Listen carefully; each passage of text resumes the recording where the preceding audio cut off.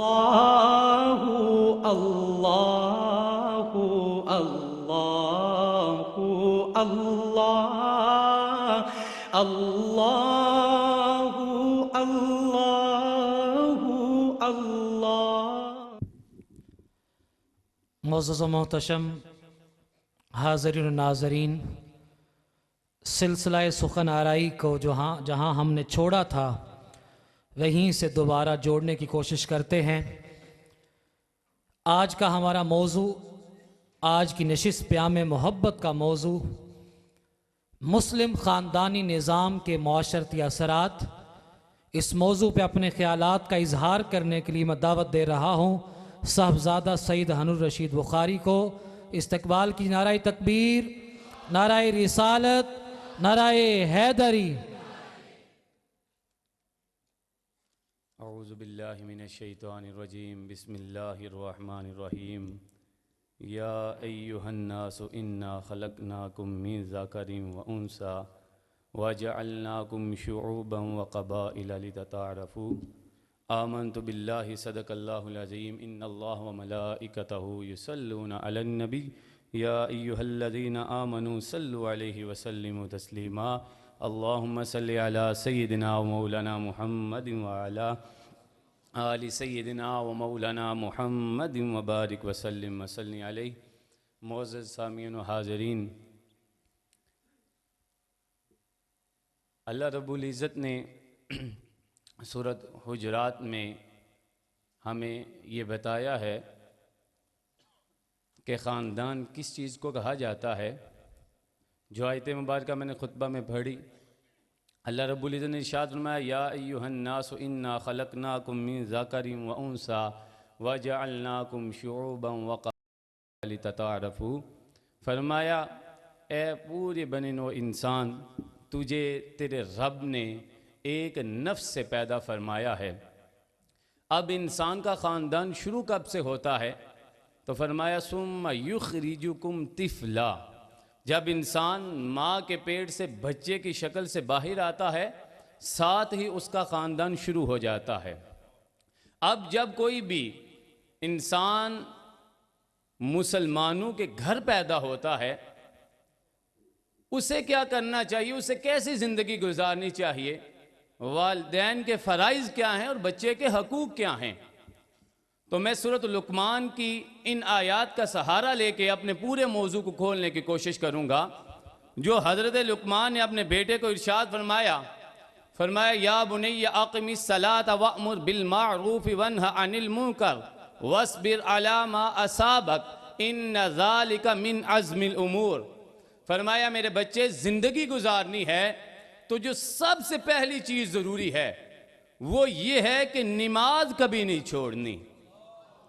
ये हज़रत लुक़मान ने अपने बच्चे को वसीयत की है, उसे बताया है, समझाया है, और ये मेरे और आपके लिए भी है। अल्लाह ने आपको औलाद दी, या जो सुन रहे हैं, जहाँ जहाँ मेरी आवाज़ जा रही है, सबसे पहली चीज़, वइज़ क़ाल लुक़मान लिब्निही व हुवा यइज़ुहु या बुनय्या ला तुशरिक बिल्लाह। फरमाया, अल्लाह के साथ किसी को शरीक नहीं ठहराना, नमाज हमेशा पढ़नी है। फरमाया, दूसरी चीज़ ये है, वअमुर बिल मारूफ़ वन्हा अनिल मुनकर, हमेशा अच्छाई की तरफ दावत देनी है और बुराई से हमेशा हर इंसान को रोकते हुए नज़र आना है। अगर आपको याद हो तो गुज़िश्ता मजलिस जो हमने कहा था, खैरुल उम्मम उम्मत वो होती है, कुंतुम खैर उम्मतिन उखरिजत लिन्नास तअमुरून बिल मारूफ़ व तनहौना अनिल मुनकर। यहाँ हज़रत लुक़मान ने वही दोहराया है। फरमाया, बेटा, अगर तुम बेहतरीन बनना चाहते हो तो तुम्हारे लिए ज़रूरी ये है कि अच्छे काम की तरफ सबको दावत दिया करो, बुरे कामों से लोगों को रोका करो, और खैरुल उम्मम तुम बन जाओगे। और चौथी चीज़ हज़रत लुक़मान ने अपने बच्चों को कहा, वस्बिर अला मा असाबक, चाहे जितनी मर्जी तुम्हारी ज़िंदगी में मुश्किल आ जाए, चाहे जितना मर्जी तुम्हारी ज़िंदगी में दुख की घड़ी आ जाए, फरमाया वस्बिर अला मा असाबक, कभी भी सब्र का दामन तुमने नहीं छोड़ना।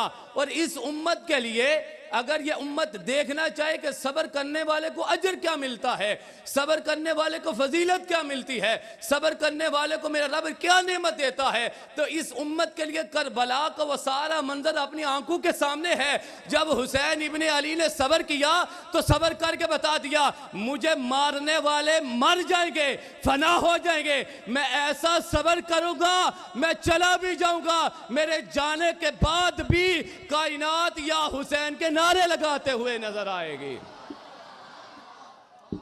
तो इसलिए मेरे अजीज दोस्तों, हजरत लुकमान ने जब अपने बच्चे की तरबियत की, ये 4 चीजों के साथ जो 5वीं चीज इरशाद फरमाया, वला तुसइर खद्दक लिन्नास वला तमशी फिल अर्दि मरहा, और भरपूर तवज्जो के साथ अलमिया है ये हमारे माशरे का, मेरे समेत आप सब का ये अलमिया है। फरमाया जब जमीन पे चला करो ना तो तकब्बर के साथ ना चला करो। क्यों? फरमाया आज अगर जमीन पे तुम आराम से चलोगे ना, जब जमीन के नीचे तुम जाओगे ना, जमीन भी तुम्हें सुकून अता फरमा देगी। जमीन पे अकड़ के नहीं चलना। जैसे औलिया का हम तज़किरा पढ़ते हैं ना, सूफिया को हम देखते हैं, जब वो जमीन पे चलते ऐसा लगता है ये तैरते हुए जा रहे हैं, पाँव ही नहीं जमीन पे लगते।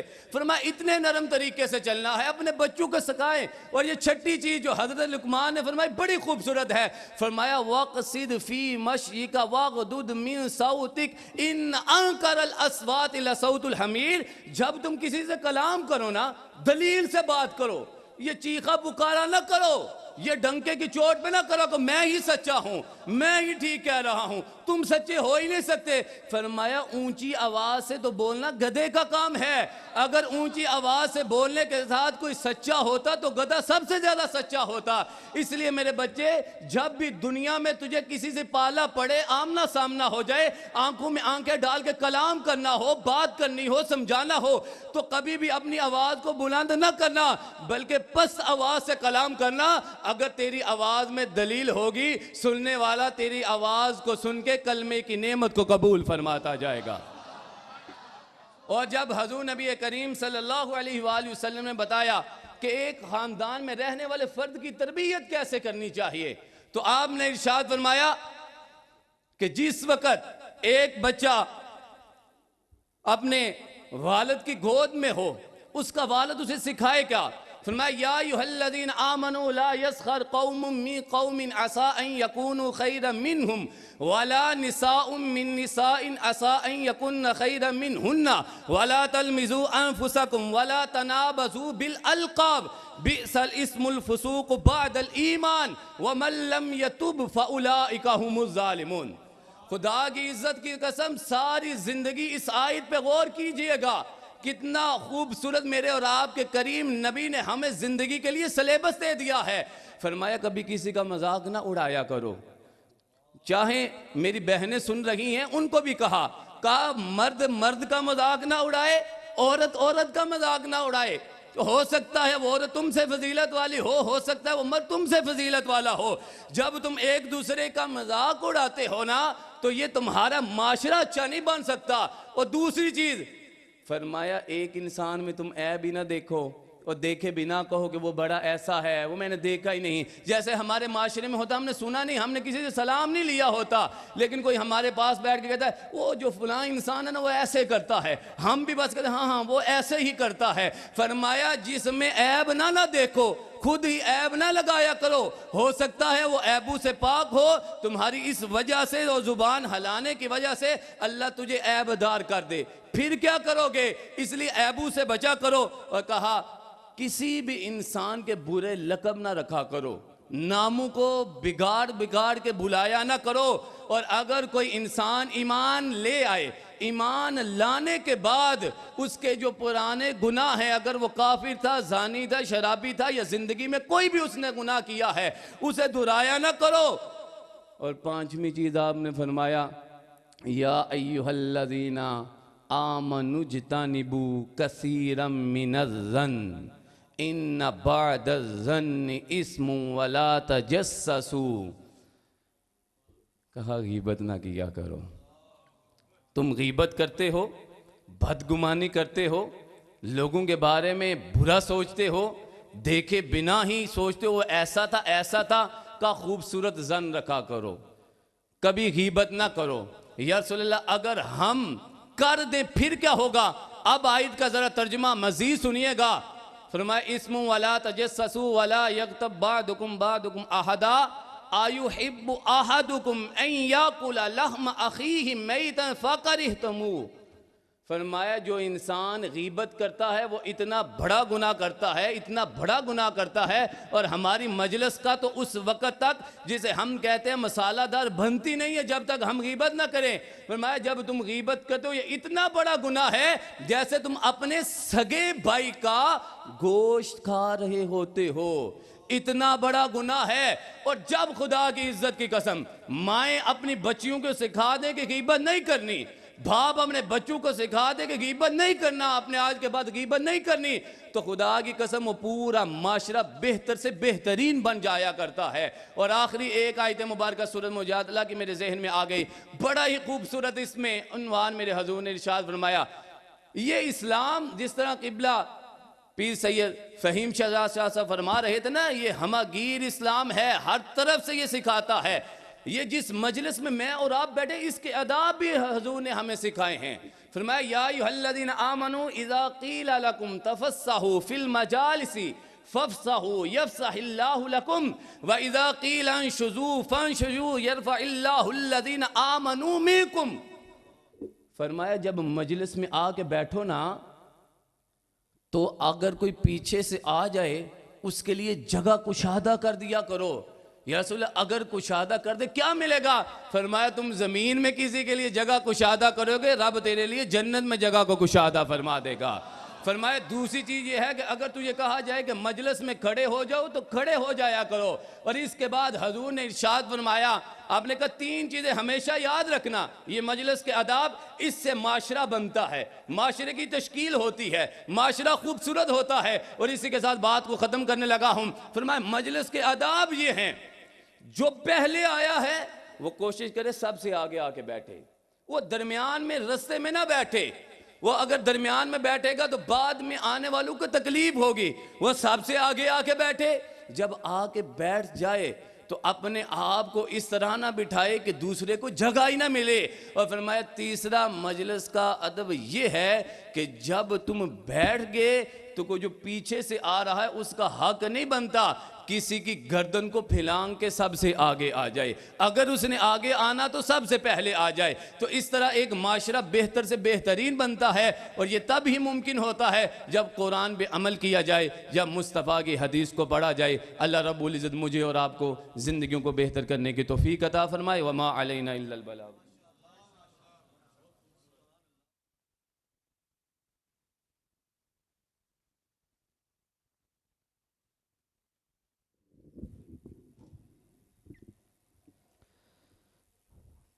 मुअज़्ज़ज़ व मोहतरम हाज़रीन, मुस्लिम ख़ानदानी निज़ाम के माशरती असरात के आज का जो हमारा मौजू है उसके हवाले से मौजू के एक पहलू पे बड़े ख़ूबसूरत अंदाज से सैयद हारून रशीद बुखारी साहब अपने ख़यालात का इजहार कर रहे थे। हकीकत खराफात में खो गई, ये उम्मत रिवायात में खो गई। हकीकत खराफात में खो गई, ये उम्मत रिवायात में खो गई। अजम के ख्यालात में खो गया, ये सालिक मुकामात में खो गया।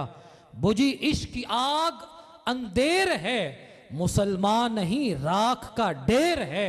हरी शाख मिल्लत तेरे नम से है, नफ्स इस बदन में तेरे दम से है।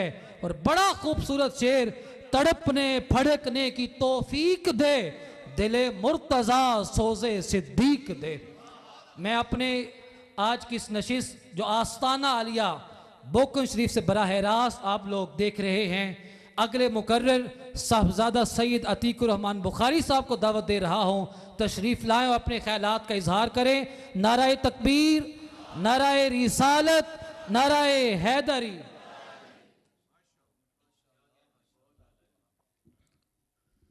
औज़ुबिल्लाहि मिनश्शैतानिर्रजीम। बिस्मिल्लाहिर्रहमानिर्रहीम। क़ाल अल्लाहु तआला व तबारक वजअलनाकुम शुऊबन व क़बाइल लितआरफ़ू सदक़ल्लाहु मौलाना अज़ीम। अपने दहन को मुश्को अंबर से पकीज़ा तर करने के बाद, अपनी पेशानी को जबीन नियाज़ का यूं जायका देने के बाद कि मेरी सजदा रेज़ी चमक उठे जो नसीब में तेरा दर रहे।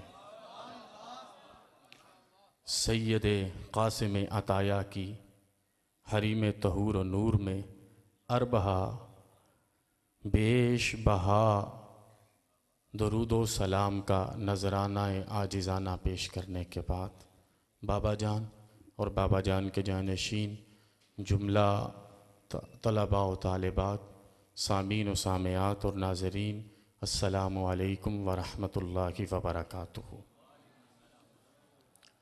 आज का मौजू सिर्फ़ इनफरादी ही नहीं है, बल्कि अपने अंदर इतना गमूज़ रखता है कि अगर आप इसको दिल और रूह की समातों में उतर के सुनते जाएंगे तो जैसे गहरे समंदर में गोता ज़न होते जाएंगे। मैं अपने से कबल जितनी भी गुफ्तगू को करारदाद बनाया गया, उसको पढ़ते पढ़ते इस ख़ानदानी निज़ाम के एक ऐसे नुक्ते तक पहुँचा कि जब मुझे नज़र आता है जद्दुल अंबिया हज़रत सैयदुना इब्राहीम खलीलुल्लाह अलैहिस्सलातो वस्सलाम के हाँ भी दो ख़ानदान पनपते हैं। एक आपकी ज़ोजा हज़रत सारा से हज़रत इसहाक, और एक आपकी ज़ोजा हज़रत हाजिरा से हज़रत इस्माईल। मंज़र ये नज़र आता है कि जनाब इसहाक से लेके जनाब ईसा तक तकरीबन हर पुश्त में तवातर से अंबिया तशरीफ़ ला रहे हैं। किसी को हुस्न की नेमत अता की जा रही है, किसी को सब्र के जायकों से नवाजा जा रहा है, कोई अपने हाथ को इस तरीके अपनी बगल में दबाता है तो 14वीं के चांद की तरह चमकने लगता है, और किसी की निगाह कीमिया असर से मुर्दा जिंदे होने लगते हैं। लेकिन दूसरी तरफ जनाब इस्माईल से लेके जनाब रसूल अकरम सल्लल्लाहु अलैहि वसल्लम तक ऐसा कोई वसफ नवाज बंदा नजर नहीं आता। तो हैरानगी उस वक़्त अपने ओज को पहुंचती है कि उधर जो सारी चीज़ें मुख्तलिफ हिस्सों में तकसीम करके मुख्तलिफ वजूद को दी गई और उन्हें नफूस कुदसिया बनाया गया, जब उन सब का इज्तिमा होता है कि हुस्न यूसुफ भी ढेर होके सदके बलाएं लेने पर आ जाता है। जनाब अय्यूब के सबर को भी सबर की राहें मिल जाया करती हैं। जावे यकूब का फहमो फरासत जिसके दर पे हिकमत की दरियूजा गरी करता नजर आता है। और जनाब मूसा और जनाब ईसा अगर उस वक़्त मुर्दों को जिंदा करके हाथ रोशन करते हैं, मोहम्मद अरबी दिलों को जिंदा करके चेहरे को मुनव्वर करते नजर आते हैं। अब यह खानदान रसूल हाशिम की तरकीब कैसे बनती है? यूं ही रात का पिछला पहर है, जनाब अब्दुल मुत्तलिब अपनी जोजा जनाब फातिमा के पास बैठे हैं। अभी दिल की बातें शुरू हुआ चाहती हैं कि जनाब फातिमा कहने लगी कि बेटा अब्दुल्ला अब उम्र के ऐसे हिस्से में है कि हमें इनके लिए जोजा को लेके आना है, इनकी जोज की तलाश कीजिए। जनाब अब्दुल मुत्तलिब ने कहा मेरे बेटे की पेशानी को देखा है, उसके चेहरे की चमक को देखा है, उसकी सआदत मंदी को देखा है। मुझे जब मेरे बेटे की मयार पर कोई बेटी मिलेगी तो उसे मैं अब्दुल्ला के लिए लेके आऊंगा। अब ये कबीला कुरैश है और कबीला कुरैश के एक शाख के सरदार के जुमले सुना रहा हूं। ये कुरैश में बनु हाशिम के सरदार हैं जिनका नाम अब्दुल मुत्तलिब है और जिनकी बीवी का नाम जनाब फातिमा है। अब इसी कबीला कुरैश में एक और शाख है जिसको कबीला बनी ज़ोहरा भी कहा जाता है। वहां पर भी सरदार हैं जिनका नाम वहब बिन अब्द मुनाफ है और उनकी अहलिया का नाम बर्रा है। यहाँ पर ये दोनों जो मर्द हैं, रिजाल हैं, ये भी अपनी मिसाल आप हैं, और जो ख़वातीन मस्तूरात हैं वो भी अपनी मिसाल आप हैं। क्योंकि इस हाथ फातिमा है तो उस हाथ बर्रा है। भाई फातिमा का क्या तर्जुमा आपके सामने करूं, बर्रा का तर्जुमा सुनो तो पता चल जाए कि मुस्लिम खानदानी निज़ाम की तश्कील के लिए जब मेरे नबी अपने करम फरमाने के लिए जहां पे तशरीफ ला रहे थे, बाकियों को छोड़िए, अल्लाह ने आपकी नानी हुजूर का नाम बर्रा रख के बता दिया था कि इस घर में फातिमा है, उधर नेकियों का मरकज बर्रा तशरीफ फरमा है। अब ये तरीका शुरू हुआ, तहकीक शुरू हुई। जब सारी सआदत की बातें, जब सारी इज्जत की बातें, जब सारी एहतराम की बातें मिल गईं, तो ये मैं बात सुना भी इसलिए रहा हूं कि मुझे और आपको इस कदम को उठाने से पहले जब हम अपने बेटों और बेटियों के निकाह का इंतज़ाम करते हैं, इसी से ख़ानदान की बुनियाद होती है, ये एहतमाम करना है। जनाबे बर्रा, जनाबे अब्द वहब बिन अब्द मुनाफ से बेटी के लिए तलब करें, आप अपने बेटे के लिए तलब करें। जब पहली मुलाकात होती है, उस मुलाकात में निकल के जनाब फातिमा ने जो जुमले बोले थे वो ये थे कि ऐ मेरे शोहर नामदार, मैंने जितनी सादतें अपने बेटे की पेशानी में देखी हैं, उतनी ही सादतें मैंने वहब बिन अब्द मुनाफ की बेटी की पेशानी में देखी हैं। अब ये निकाह हो जाता है, निकाह के बाद वलीमा होता है, वलीमा 3 दिन जारी रहता है। एक दिन, अब यहां से पता चला खानदान कहां तक है। एक दिन जिनसे जिस्म और खून का ताल्लुक था, उस खानदान को खाना खिलाया जाता है।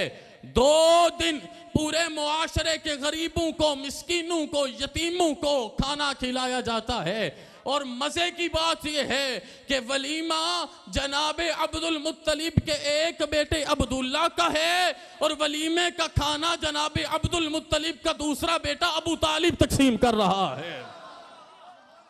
और इसी खाने से लोगों को रिज़्क़ दीन भी मिल रहा है और रिज़्क़ दुनिया, हया भी मिल रही है और इज्जत भी। आज अब्दुल मुत्तलिब के दरवाजे पे जनाबे अब्दुल्ला के नाम का खाना लेने के लिए जहान को झोल अबू तालिब के सामने फैलाना पड़ रहा है। फिर यहां से ये तरीका आगे बढ़ता है, जनाबे अम्मा आमीना और जनाबे अब्दुल्ला की करम नवाजियों से मेरे और आपके हबीब तशरीफ लेके आते हैं। जनाबे अबू तालिब और जनाबे फातिमा बिनते असद की जिंदगी के अज़दवाजी मामलात से जनाबे अलीउल मुर्तज़ा तशरीफ लेके आते हैं। एक को दर्जा मिलता है कि मुस्तफ़ा हैं, दूसरे को दर्जा मिलता है कि मुर्तज़ा हैं। मैं मुस्तफ़ा का तर्जुमा करूं तो इन जुमलों में कि मुस्तफ़ा वो हैं जिनके बारे आसमान वाले भी तड़प के कहें कोई हद है इनके उरूज की, कोई हद है इनके उरूज की। बलगल्ला बेकमाल ही कशफत दुजा बेजमाल ही हसूनत जमीओ खिसाल ही सल्लू अलैहि व आलिही। और मुर्तज़ा वो हैं कि जब दुनिया पर आए, आंखें खोलें, सबसे पहले दीदारे खुदा करें और जब दुनिया से जाएं सजदे की हालत में आंखें बंद करें, सबसे आखिर में दीदारे खुदा करने के शर्फ ज़ेबाई को पाएं। दुनिया पर आएं तो दीदारे मुस्तफ़ा करें, दुनिया से जाएं तो दीदारे खुदा करें। अब मैं यहाँ पर इन तमाम चीज़ों से कुछ बातें अखज़ करूँ कि मुस्लिम मुआशरा में जो ख़ानदानी निज़ाम है, इस निज़ाम के लिए जिस तरह शाह साहब ने फरमाया, अलामा साहब ने भी कहा कि सबसे पहले ज़ौजैन हैं, फिर उसके बाद वालदैन हैं, फिर उसके बाद औलाद है। एक पूरा सीक्वेंस बयान किया गया जिसका ख्याल हम नहीं रखते। ये वजह है कि आज हम ज़बू हाली का शिकार हैं। सैयद आलम सल्लल्लाहु अलैहि वसल्लम ने यह इरशाद ज़ीशान फरमाया कि जब बेटी के घर से आपने बारात का इंतज़ाम करना है तो आपने हद्दुल वस्सा ये कोशिश करनी है कि वो लोग आपके साथ जाएं जो निकाह के बाद उस बच्ची के महरम बन जाएंगे।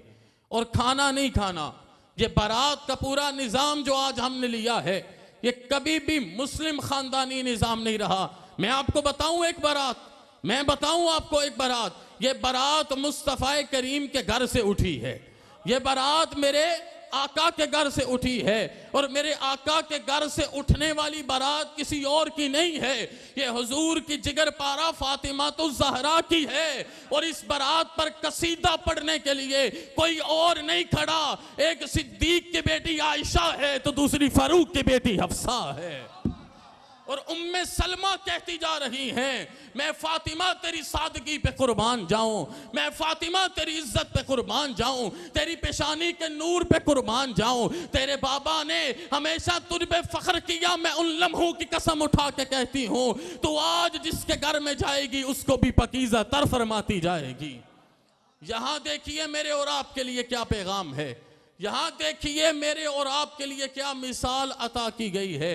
फिर उसके बाद अपने घरों का निज़ाम यूं बनाइए कि मर्द बाहर एक रहें, मिलते रहें, तिजारती मामलात करें, आइली मामलात करें, ज़िंदगी के सारे मामलात को देखें। औरतों का औरतों के साथ मिलान इस्लाम में जायज़ है, लेकिन बावज अपने देवर के लिए, जेठ के लिए दीन इस्लाम में गैर महरम करार है।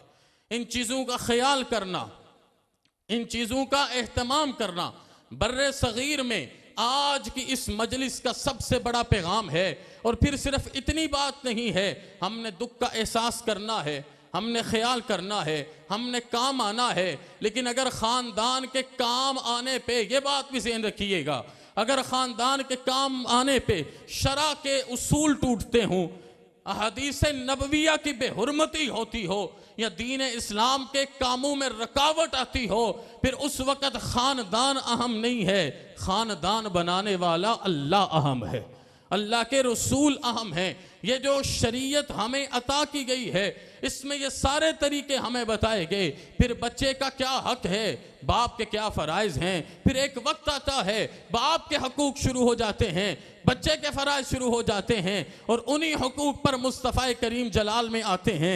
और मैं जुमला यहीं से बांध के आपसे इजाज़त चाहूँगा। फिर वो आता है, आने वाला कहता है, आका मुझे किसी ने बड़ा तंग कर रखा है, मेरे हबीब कहते हैं बुला के लाइए। वो जब अपने बाबे को उठा के लाता है, उठिए, मुस्तफ़ा करीम को आपकी शिकायत लगाई है, लंबी बात है, यहाँ तो हदीस के जुमले भी रोते नजर आते हैं, उनकी आंखों से आंसू तो नहीं निकले, दिल खून के आंसू रोने लगता है। मेरे हबीब की मजलिस में नहीं पहुंचे, फनाज़ाला जिब्राइल, जनाब जिब्रील आ गए, अल्लाह का सलाम दिया, अल्लाह का पैगाम दिया, कहा बाबे से पूछिएगा तुझे किस चीज़ ने तकलीफ दी है। वो बाबा जब मजलिस रसूल में आता है, मेरे नबी ने कहा जो दिल में सोचा वो बयान कर, ये बातें बाद में सुनूंगा, जो दिल में सोचा वो बयान कर। आज का वक्त अपने बुजुर्ग बाप के साथ मोहब्बत करने का वक्त, प्यार करने का वक्त, खुलूस और चाहत को चाहने का वक्त। कहा बयान कर जो तूने दिल में सोचा। कहा क्या बयान करूं, मेरे आका में अपनी जिंदगी अकेले गुजारता था, इसकी माँ मेरे अकद में आई, फिर मैं इसकी माँ के करीब हुआ, फिर ये हमारी गोद में आया, हुजूर मैंने काम करना शुरू कर दिया, मैं इसे देखता मेरा दिल ठंडा टार हो जाता, मैं कभी इसकी पेशानी के बोसे लेता, कभी इसकी आंखों को चूमता, कभी इसको सीने से लगाता, मुझे लगता मेरा बुढ़ापा बामुराद हो गया, अब मुझे जिंदगी में कुछ नहीं चाहिए, अल्लाह ने मुझे जिगर का टुकड़ा अता किया। मेरे हबीब मैंने कितनी ऐसे रातें काटी कि मैं सारा दिन काम करके वापस आता या अपने बिस्तर पे बीमार लेटा होता, मैं उठा के सीने लगाता, कभी लोरियां देता, कभी पेशानी को बोसा देता, ए मेरे आका, ए मेरे मावा, इसने मुझे कभी कोई फरमाइश अपनी जुबान से कही, मैं मिस्कीन सारी सारी रात काम करता, लोगों के सामने झोल फैलाता, लोगों के सामने इल्तिजाएं करता। रात को जब मैं आता, मैंने लोगों की बातें सीने पे बर्दाश्त की होती, मेरी रूह छलनी हो चुकी होती, लेकिन मैंने इसकी ख्वाहिश को पूरा किया होता। मेरे हबीब मैं इसे अपने ऊपर सुला सुला के, अपने हाथ का खिला खिला के, अपना माल दे दे के शजर सायादार बनाता रहा, खुद खज़ां रसीदा दरख्त बन गया। ए मेरे आका आज कैफियत ये है, मैं अपने बिस्तर पे बीमारी में आके लेटा हूँ, मेरा वजूद मेरा जिस्म साथ नहीं देता। जिनके आज नहीं है उनको तो एहसास होगा, जिनके हैं उनके लिए भी आज का ये पैगाम है। इस तुर्रा इम्तियाज को अपने सर का फख्र समझो। मैं इस सहन में बैठी बिनात जाहिद से, इन बेटों और बेटियों से, इन असातिज़ा से यही इल्तिजा बार बार करता हूँ, उस वक्त के आने जाने से पहले अपनी जिंदगी के तमाम मामलात को दुरुस्त कर लीजिए, क्योंकि मुस्तफा करीम की आंखों से आंसू की झड़ी बता रही थी कि जनाब अब्दुल्ला जनाब मुस्तफा को याद आ रहे हैं, अपने पापा को मेरा हबीब याद कर रहा है। वो बात बताते गए, अर्ज की आका मैं इससे टाइम मांगता हूं, ये मुझे बातें सुनाता है, मैं इसको कहता हूं 2 लम्हे मुझे सीने से लगा लो, हुजूर ये मुझे बातें सुनाता है, हुजूर मेरी सफेद दाढ़ी के बाल इसको ख्याल नहीं देते। वो अपनी लाठी पे सर रख के रोने लगे और मेरे नबी ने जलाल से कहा, सुन, कान खोल के सुन, अंता व मालू का ली अभी का, तू भी तेरे बाप का है, तेरा माल भी तेरे बाप का है। जिस मर्जी मकाम पे पहुंचिए, जिस मर्जी मर्तबे पे पहुंचिए, उस्ताद हो रूहानी बाप, बाप हो जिस्मानी बाप, उनके कदमों पे सब कुर्बान था, सब कुर्बान है। और जिसने भी इस पे अमल किया है, अल्लाह ने उसको सिद्दीक अकबर का दर्जा अता फरमाया है, फारूक आजम का दर्जा अता फरमाया है, और फिर कदर भी पाई है। मक्का फतह हो जाए, पता चले सिद्दीक के बाबा दीन इस्लाम का कलमा पढ़ने आ रहे हैं, मेरे नबी हरम में नहीं बैठे, उठ के निकले और निकल के कहा, लोगों सुनो, मैं सिद्दीक के बाप का इस्तकबाल करने आया हूं, इसने सब कुछ मेरे पे कुर्बान किया, मैं मोहब्बतें इस पे निसार करने का ऐलान।